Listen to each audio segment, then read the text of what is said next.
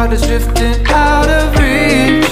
Head on the water, I'm swimming harder, trying to keep this alive. Gotta find my way to you, now that our love has capsized.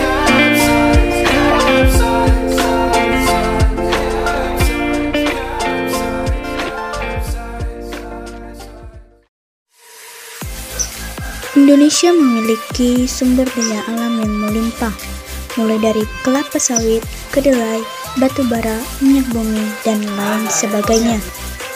Pengelolaan sumber daya merupakan pemanfaatan sumber daya untuk meningkatkan kesejahteraan seluruh rakyat Indonesia dengan mempertimbangkan kelestarian sumber daya tersebut untuk generasi yang akan datang. Pengelolaan sumber daya ini dimaksudkan agar tercipta ketahanan pangan, kemajuan industri berbasis sumber daya, dan ketahanan energi. Pengelolaan sumber daya terdiri atas kegiatan inventarisasi, pemanfaatan, dan pelestarian atau konservasi. Baik teman-teman, sebelum kita membahas tentang inventarisasi, pemanfaatan, dan pelestarian atau dapat disebut juga konservasi, pertama-tama kita masuk dalam pengelolaan sumber daya pangan, pengelolaan bahan industri, serta pengelolaan energi baru dan terbarukan di Indonesia yang akan dijelaskan oleh teman kami Clara Manila Laula. Kepada teman kami dipersilakan. Baik teman-teman, saya akan menjelaskan pengelolaan sumber daya pangan.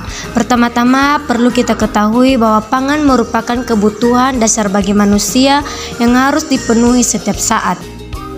Pangan merupakan segala sesuatu yang berasal dari sumber hayati produk pertanian, perkebunan, kehutanan, perikanan, peternakan, perairan, dan air baik yang diolah maupun tidak diolah, yang diperuntukkan sebagai makanan atau minuman bagi konsumsi manusia. Bahan pangan bisa bersumber dari dua sumber, yaitu bahan pangan nabati dan bahan pangan hewani. Faktor yang memengaruhi ketahanan pangan terdiri atas tiga, yaitu pertama, lahan. Semakin luas lahan, semakin banyak yang ditanami, semakin baik. Kedua, iklim dan cuaca.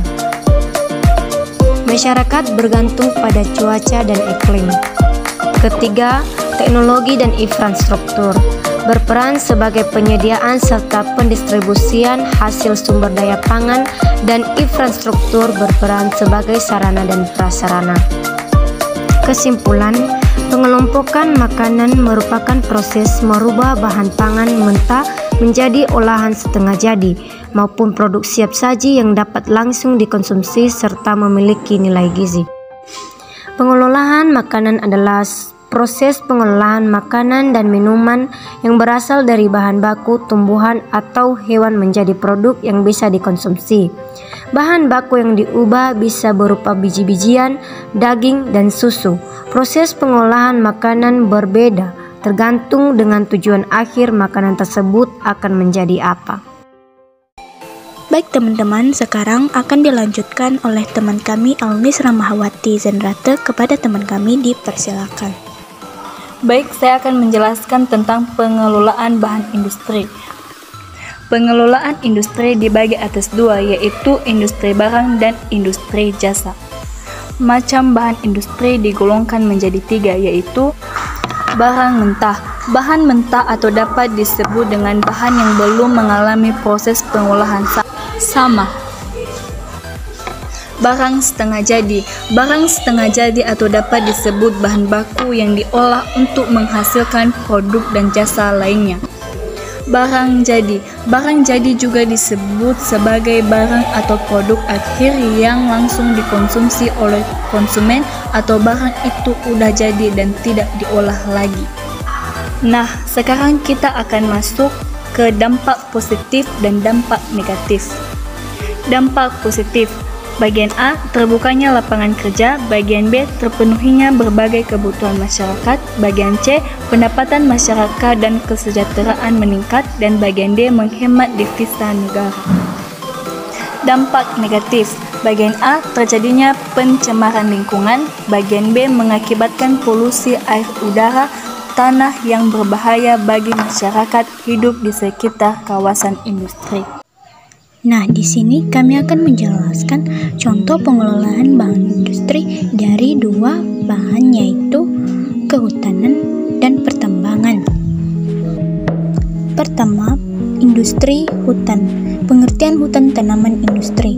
Hutan tanaman industri adalah hutan yang memproduksi tanaman dengan menerapkan budidaya kehutanan untuk memenuhi bahan baku industri.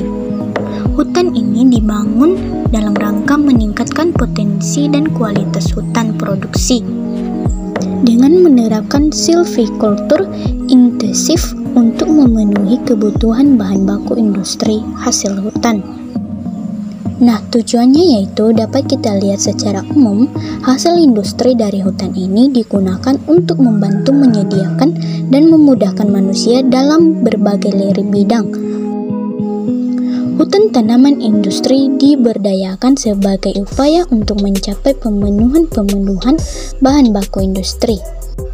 Nah, di bawah ini dapat kita baca secara spesifik Direktorat Bina Pembangunan Hutan Tanaman pada tahun 2009 menyatakan tujuan dari hutan tanaman industri sebagai berikut.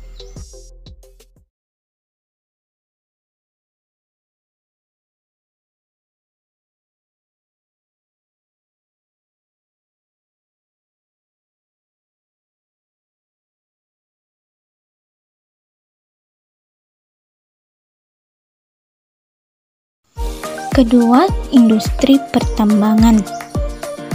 Industri pertambangan merupakan salah satu pilar pembangunan ekonomi nasional. Industri ini dijalankan oleh perusahaan pertambangan yang melakukan pengelolaan sumber daya alam atau sumber daya alam digunakan, dimanfaatkan untuk pembangunan dan kesejahteraan rakyat Indonesia. Secara umum, pertambangan adalah suatu kegiatan pengambilan endapan bahan galian berharga dan bernilai ekonomis dari dalam kulit bumi, baik secara mekanis maupun manual, pada permukaan bumi, di bawah permukaan bumi, dan di bawah permukaan air. Nah, tujuannya yaitu 1. Memanfaatkan sumber kekayaan alam untuk kesejahteraan rakyat. Yang kedua, meningkatkan pendapatan negara dan daerah. Yang ketiga, sebagai sumber lapangan pekerjaan. Keempat, meningkatkan pendapatan negara maupun daerah. Dan yang kelima atau terakhir, transportasi dan komunikasi menjadi semakin maju. Baik, sekarang akan dilanjutkan oleh teman kami Desti Mayasari Mendova.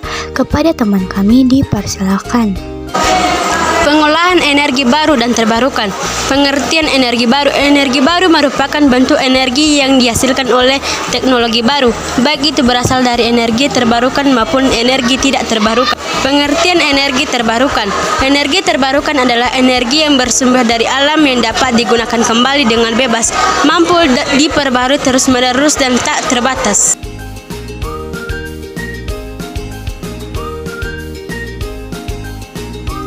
Menurut Undang-Undang Nomor 30 Tahun 2007, energi dikelola berdasarkan asas kemanfaatannya rasional, efisiensi, berkeadilan, meningkatkan nilai tambang berkelanjutan, kesejahteraan masyarakat dengan mengutamakan kemampuan nasional.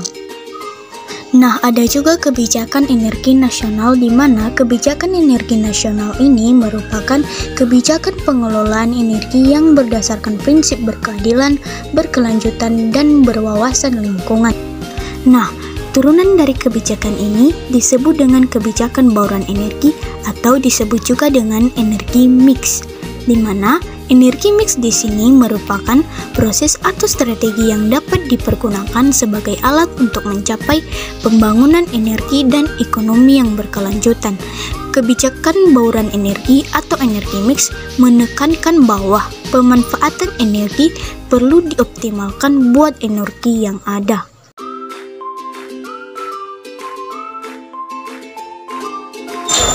Pengolahan energi ditunjukkan untuk 1. Terjaganya kelestarian fungsi lingkungan dan tercapainya kemandirian pengolahan energi.